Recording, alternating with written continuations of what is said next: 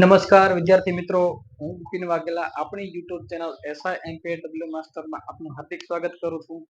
આપણી યુટ્યુબ ચેનલમાં આપણે ઓલરેડી 3 લેક્ચર મૂકી દીધેલા છે, જેમાંથી એક લેક્ચર જાહેર આરોગ્યનો વિકાસ અને એની સિવાય બીજા 2 લેક્ચર એવા છે કે જે ભૂતકાળની પરીક્ષામાં પૂછાયેલા પ્રશ્નો છે એને લગતા છે. જેમાંથી પહેલો લેક્ચર BMC SSI ને લગતા જે પ્રશ્નો છે એના રિલેટેડ છે અને બીજો લેક્ચર BMC MPHW ની જે પરીક્ષા લેવાની એમાં જે પ્રશ્ન પૂછાય છે એને લગતો છે. હવે આપણે જે જાહેર આરોગ્યનો વિકાસ જે પીપીટી નો જે ડેમો લેક્ચર મૂકેલો હતો એ ડેમો લેક્ચરમાં એક બેનની કોમેન્ટ એવી હતી કે સર જેણે એસઆઈ કરેલું હોય તે જાહેર આરોગ્ય અધિકારી બની શકે ખરા? તો આપણે એ જે કમેન્ટ હતી ને કમેન્ટને આજ થોડી ડિસ્ટ્રીબ્યુટ કરશું અથવા તો એ કમેન્ટને શું કહેવા માંગે છે એને ડિટેલમાં સમજવાની ટ્રાય કરશું.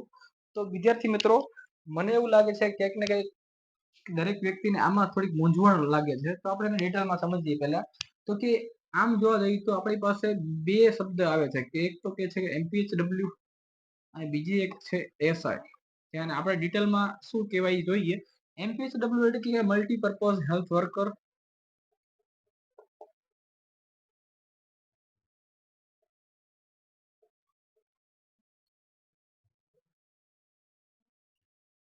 જ્યારે એસઆઈ ને સેનિટરી ઇન્સ્પેક્ટર તરીકે કહેવામાં આવે છે.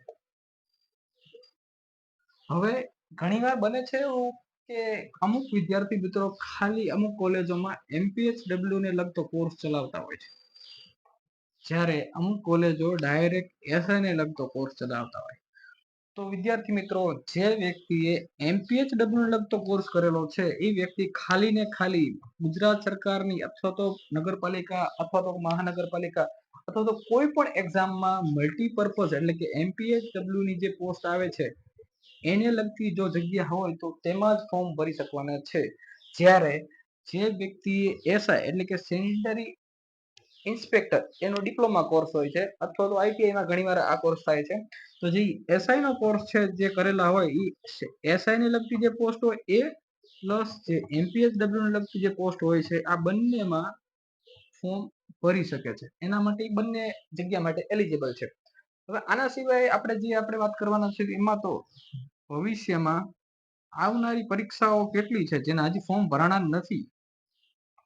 તો એવી પરીક્ષા કેટલી છે જેના આધારે તમે ફોર્મ ભરીને ગવર્મેન્ટની અંદર ગવર્મેન્ટના એમ્પ્લોય બની શકો છો.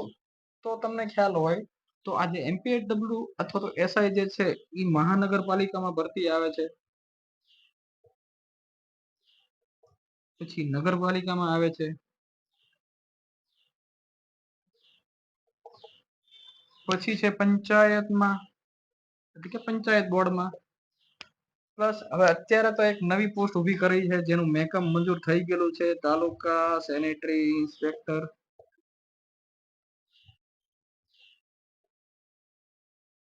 જે દરેક તાલુકા દીઠ એક હશે. તો વિદ્યાર્થી મિત્રો, એક વસ્તુ એ જોઈએ કે મહાનગરપાલિકામાં ઘણીવાર અવારનવાર ભરતીઓ આવતી હોય છે, ત્યારે નગરપાલિકાનું મેકમ ઓલરેડી 2-3 વર્ષથી મંજૂર થઈને પડ્યું છે, એની ભરતી પણ પેન્ડિંગમાં છે. પ્લસ તાલુકા એસઆઈ જે છે એની 248 જગ્યા છે જે ઓલરેડી નવું મેકમ મંજૂર કરેલું છે, એની પણ ભરતી ટૂંક સમયમાં આવવાની છે. એની સિવાય પંચાયત દ્વારા હમણાં જ MPHW એટલે કે એકાદ વર્ષ પહેલા જ MPHW અને એસઆઈ ની જે ભરતી છે, MPHW અને FHW ની જે ભરતી હતી કરવામાં આવી છે. આની સિવાય એક ગુજરાત સરકારનું નવું મહેકમ પણ મંજૂર કરેલું છે, જેની અંદર MPHW, FHW, MPHS અને FHS આટલી ભરતી ઓલરેડી મંજૂર થઈ ગયેલી છે તે ટૂંક સમયમાં ભવિષ્યમાં આવશે.